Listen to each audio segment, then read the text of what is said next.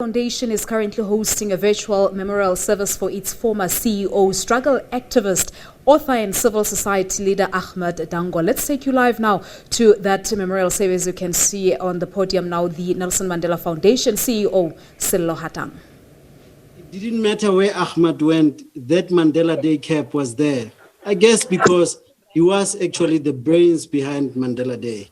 The Mandela Day we enjoy today, Achmat heard Madiba's words saying, it's in your hands now, and he thought he should do so. So to Achmat, we'll forever be grateful. I'd like to now introduce the chairman of the board of Nelson Mandela Foundation and the Mandela Rhodes Foundation, Professor Njabulo Ndebele. Thank you, Silo. Let me begin by thanking everyone who is in attendance. I'm especially grateful to our trustee and former President Kgalema Motlanthe for agreeing to speak today, and to Audrey and other members of Achmat's family for being present for this event. What must be for them a very difficult time. And I'm extremely honored to have been asked to say a few words on this occasion. I have three abiding images of Achmat. The first one is of a thoughtful, wise, compassionate human being who would light up his serious side with humor and wit. Then there is the image of a man who gave a significant part of his life to institutions that mattered a great deal to him. The last is Achmat Dangor as a writer. He saw no tension, no contradiction at all between these three images that give substance to the role that he has played in life. In a sense, all three were part of the composite human being, but never reducible to them. Well, Achmat is no longer with us, but he will always speak to us. I choose to begin with him as a writer. I want to share his words that will be always there for as long as the world exists. And as I say this, I remember just how fragile the world actually is right now because of the things that humankind has done to it, particularly over the last 500 years. Humans forget that the world is bigger than they, and they are responsible for the part that they should play. It is on this note of human responsibility that opens what to many is Achmat's greatest novel, Bitter Fruit. The first two paragraphs begin, it was inevitable. One day, Silas would run into someone from the past, someone who had been in a position of power and had abused it. Someone who had affected his life, not in the vague, rather grand way in which everybody had been affected, as people said, because power corrupts even the best of men, but directly and brutally. Good men had done all kinds of things they could not help doing because they had been corrupted by all the power someone or something had given them. Bullshit, Silas thought. It's always something or someone else who's responsible. A larger scheme of things that exonerates people from taking responsibility for the things they do. Well, Achmat personifies a person of responsibility. Because people are social beings, there's always a relationship between the dreams that they have and their ability to make those dreams real. They create institutions, organizations to work towards the fulfillment of their visions. But what we learn from Achmat Dangor is that because it is people who create institutions. They always have to be responsible for them because organizations represent agreements on how to achieve those visions collectively. Those agreements call for honor, for trust, integrity, fortitude, and tons of humility. To these worthy attributes, Achmat brought practicality. He was a doer with a personal sense of responsibility. And I dare say that it is most probably the honesty of his literary witness that enabled him to come across genuinely, honestly, and uniquely believable. And so there are 3 organizations that I have had the honor to work with Achmat, in which I saw all these things come through through him. I first met him in 1987, in the winter of 1987, when everyone who was a writer at the time, known or unknown, gathered in Johannesburg to found a grassroots writers organization, the Congress of South African Writers, or more popularly known as COSO. It was my fate and the fate of all of us that while I was elected the founding president of the organization, Achmat was one of 3 founding vice presidents. It was an historical moment, 1987, the state of emergency was, and all the sort of gathering pace of what was in 10 years, not too long, we're going to become a free country. And the writers, what I remember most for those days was how the practical side of him, how to register the organization, how to start the office, open the office going, how to go around getting the enthusiasm of establishing the organization to stay alive, because structures have to be set up, the branches had to be set up. And I always admired and been forever grateful to him for his practical sense of things, that he seemed to have tremendous wisdom of getting things done. And so COSO lived for many, many years, establishing a publishing house and all other things. Achmat also gave many years of service to Madiba's organizations. It was no accident that Madiba turned to him in the early years of the Nelson Mandela Children's Fund, and then again at a crucial moment in the history of the Nelson Mandela Foundation. Achmat was recruited to implement the foundation's transition from his post-presidential office into a social justice non-governmental organization, including overseeing Madiba stepping away from public life, the closing of his personal office, the refurbishing of our building as a multi-purpose public facility, the Center of Memory, and the implementation of the new sustainability plan. Achmat was able to move on to another challenge in 2013, and having been asked to become a trustee of the Mandela Rhodes Foundation. So I've known Achmat then through those times. And last week, the staff of the Nelson Mandela Foundation remembered Achmat in a closed, very intimate virtual gathering. Listening to their memories, I was particularly struck by the extent to which he had won both the respect and the affection of those who he had worked with day in and day out for many years. That is not an easy thing to do, especially in turbulent times and through processes of change management. It is the mark of someone very, very special who will be sorely missed. We are thankful to him, his family, for making him available to us, and we mourn and grieve with them at this time.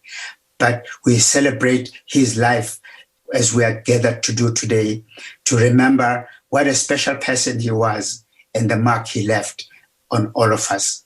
May his soul rest in peace. Thank you, Professor Ndebele, for those wonderful words that show us the life of a great man. And I especially like it when you say that as a writer, Achmat made sure that he leaves some nuggets with us. So even though he's gone, he still speaks through poems and through many of the readings that people can find, where he shared his wisdom and his creation. The next speaker that I'm going to introduce held a very dear place in Achmat's heart, not only as Tata Madiba's beloved, but also as someone that also worked with him and shared the sense of social justice and shared the sense of wanting to do right. They have worked together on projects in Mozambique as well, which is close to Mama Mashal's heart. Mama Mashal, I invite you to come and give us your own remarks.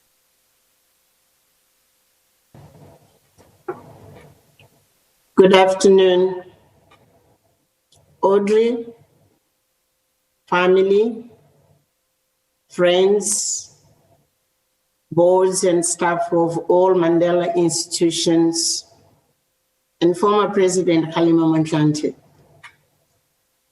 I'm joining you from Maputo with a very heavy heart. I know this is a moment of remembering and celebrating Ahmad's life, but it is becoming extremely difficult to be in a celebratory mood as the sense of loss is so great and overwhelming that much time is needed to recover and really have to dig deep into my source of energy and find the right words to share with you. Ahmad's passing feels like part of a huge wave of mourning in 2020. So many loved ones and close friends we have shared our lives with and came to rely on as reference points in times of turmoil have left us. As a family, it's only about 2 months since Zinzi passing, as well as Tata Mlangin's passing, who was, as you know, like a brother to Madiba.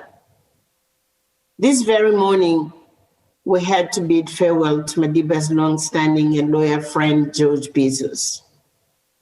All these losses feel like part of ourselves is living with them day by day. Ahmed is one of those whose life was so closely intertwined with Madiba's contribution to freedom, particularly in his personal commitment to tackling and healing social injustices in South Africa. When Madiba chose to embrace the cause of the marginalized of our children and established the Children's Fund, the Nelson Mandela Foundation, Mandela Rhodes Foundation, and the Nelson Mandela Institute for Education and Rural Development, Ahmed was one of the many tasked with the building and consolidation of these institutions. He became so an institution builder. And institutions are so important and crucial in African context because big events happen, lives in history take place, and they can be forgotten. It is institutions which keep and preserve the values of our trajectory as society and continent and allow us to keep the memory to inform the present and the future. People like Jakes Hadville, Achmat Dangor, Sean Johnson, and Bongi Mkabela, who is to follow me this afternoon, were able to internalize Madiba's wishes into practice and give their skills, expertise, and talent for which we are immensely and eternally grateful. They serve Africa, they serve South Africa, they help to mold the references which young generations of our country and our continent have to refer to for generations to come.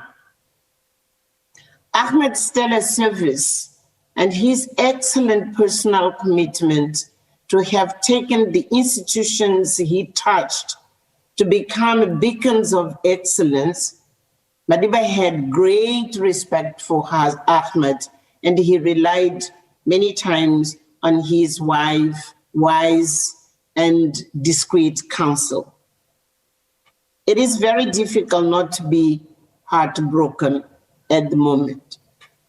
But the children being served by Mandela's legacy institutions, particularly the young Mandela Road scholars across the continent, will carry Achmat's thinking, contributions, values across the effort of rebuilding and reimagining the continent of ours, Africa. My hope is that those being touched by his work will take the baton from him for generations and generations. Achmat was always there for us as a family. He was extremely careful to make sure that between Madiba's professional work and family life would be moving together smoothly. We will always cherish his discreet touch and his constant presence to ensure that as a family, we are taken care of. My heart goes out to his family, in particular to Audrey, and to friends at this difficult time. We mourn in solidarity with all of you. More importantly, we will continue in our very modest way to honor Achmat's life through the development of the institutions he helped to build and consolidate. May his gentle soul rest in peace. Thank you. Thank you, Mama Machel, for those beautiful, beautiful words. We certainly feel your love and comfort across the borders.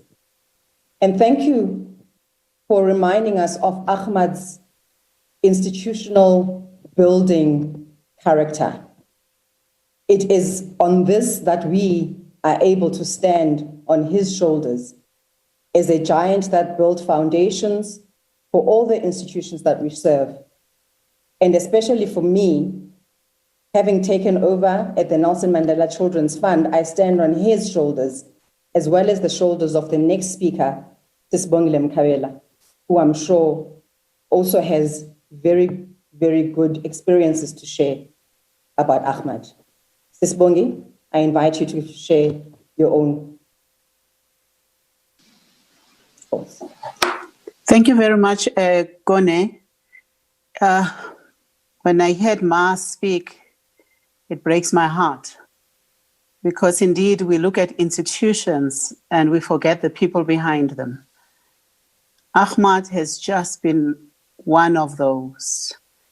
And I must, before I go on, just say greetings to the MCs. Even though I can say protocol observed, I'll be amiss if I do not greet my mother, Mama Machel, if I do not greet the leaders of Mandela Legacy organizations, and of course, the family. Audrey, our love and our prayers are with you at this point and at this moment. It's a difficult time. I just want to pay tribute to Achmat, the leader that I got to know. the man under whose leadership I was able to learn and to lead. Achmat led the fund for a short but a very significant period, a time of great change in the country and great challenges. He had taken over after Jeremy Ratcliffe, who had built the first institutional framework and had done a sterling job. Achmat had to come in and bring with him a strategic development focus. If you know Achmat, nothing is what it seems. One of the first things he did that I celebrate to date, he coined the term that I've heard Silo use as well. It's not who we are, but the work we do. This was important in building Mandela's legacy, taking away our dependence on Mandela the man, and rather focusing on a transformative agenda that Madiba wanted us to pursue. This was not an easy time. It was a time of HIV and AIDS. It was ravaging our communities, and we were seeing detested terms, or terms that we both grew to detest, such as AIDS orphans, AIDS homes, AIDS villages. These were made popular and were becoming more popular amongst those who saw themselves saving the African child. It was clear that at that time, the battle for the soul of the African child was real, and it was tough. Donors, as well as those who were in fundraising, wanted us to use the usual image of the African child, the begging bowl, distended stomach, snotty noses.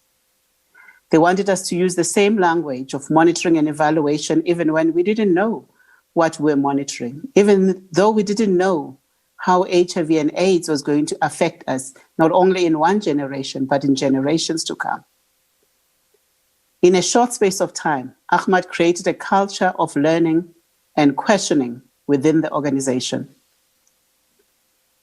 We were comfortable being asked difficult questions, and we're also comfortable asking difficult questions.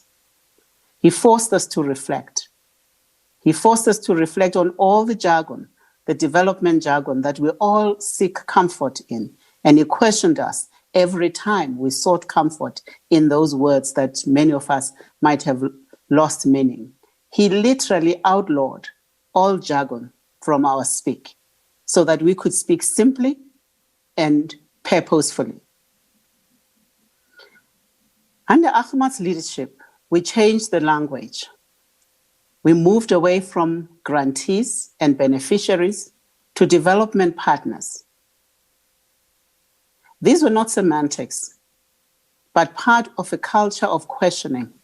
Changing the language also changed relationships.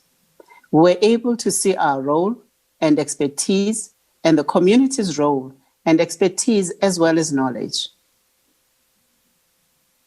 We today boast that some of our best partners on the ground are ordinary grassroots people, semi-illiterate women who, however, have the most sophisticated databases depending on how the questions were asked. If we asked and we gave them the usual frameworks that Achmat outlawed of monitoring and evaluation, we would say they need capacity, they need to be built, they need to be trained.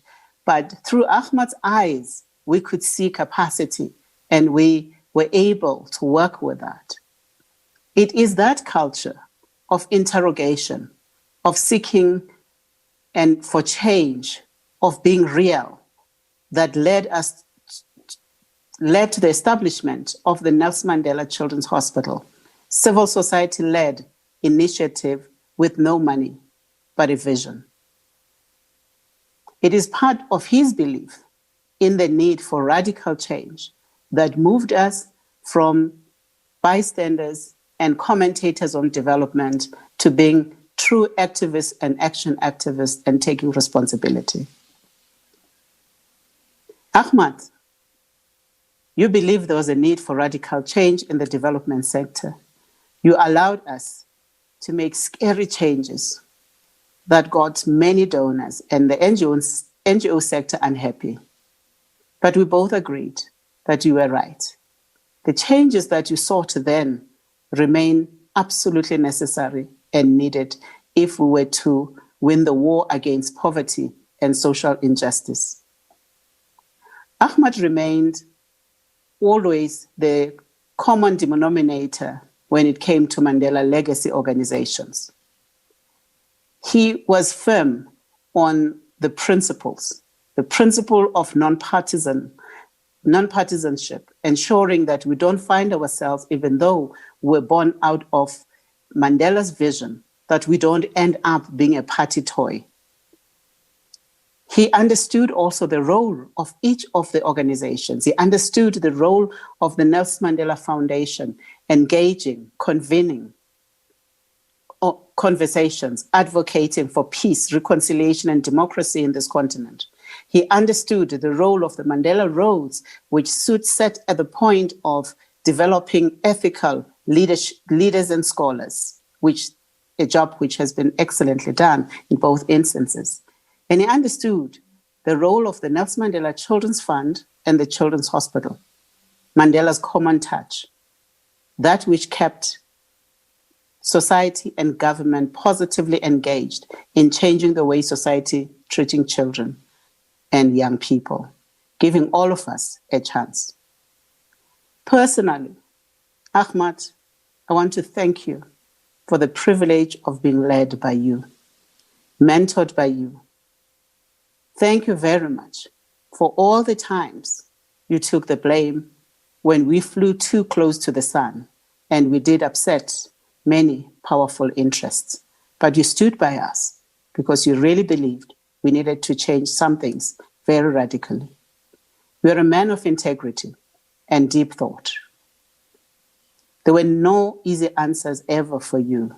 Even when we tried to give you easy answers, you still wanted to know more and you wanted to dig deeper.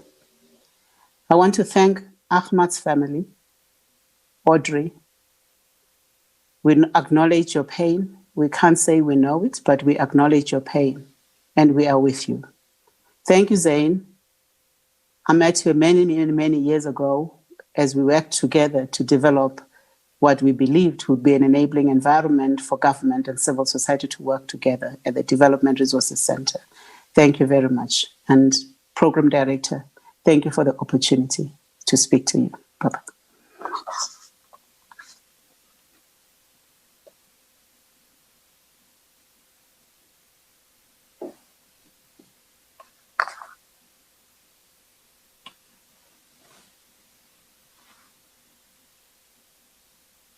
Thank you very much, Ausbongi. You know, as Ausbongi was speaking, I couldn't help but think of Achmat, the ever optimist. I'm told here that I'm forever hopeful about everything, but I learned from the best, Ausbongi. I learned from Achmat. So Achmat had some phrases that he would use whenever the situation is bad. One of those phrases was, let's make lemonade out of this basket of lemons. And of course, at the time, when you are watching this situation, you're thinking, what are you talking about, Achmat? We are in crisis. And he's calm through it all. And there's a crisis that then hits you, and the storm passes because Achmat was making lemonade. And we all drank from that jar of lemonade because he made it possible. One other one, Ausbongi, as you were speaking, that came to mind is, let's not give it oxygen. So let's not give it air. So something is said about Madiba. Instead of course, there was a young spokesperson at the time, and I would then want to immediately go out there, guns blazing. I said, no, man, let's not give it oxygen. And 2 days later, it's no longer an issue because Achmat handled it. Taking the blame was a big one that Achmat taught us all. I want to now take us to a family friend, but before I do so, I want to show you a piece that was done by Jean Delahab, another one of Achmat's friends and close friends. They tell stories, they used to tell stories of how they would taking arms and money. I won't say which one took what, to bring it to the movement so that the war against apartheid could be waged. Jean de la Harpe, we thank you so much for this piece, which we will hand over to the family at the end of the ceremony. All right, that's the Nelson Mandela Foundation CEO Sello Hatang there. As we said a little earlier on, that the foundation has, or rather is currently hosting that virtual memorial service for its former CEO, who was also a struggle stalwart, an author, a civil society leader, Achmat Dangor. So we've seen a number of speakers there, including the chairperson of the Nelson Mandela Foundation, Professor Njabulo Ndebele there, the former First Lady, Umam Krasa Machel also gave a speech there. Zbongile Mkhabela, the former CEO of the Nelson Mandela Children's Fund as well. And I think the overall message, or how they described Dango, all of the speakers, is that he had won the respect of those he worked with, and he was admired for his wisdom. He was very special. That's what they all say, and he will certainly be sorely missed. All right, so we'll dip in and out of the proceedings as and when the show continues. But for now, let's take a quick break here on SA Today.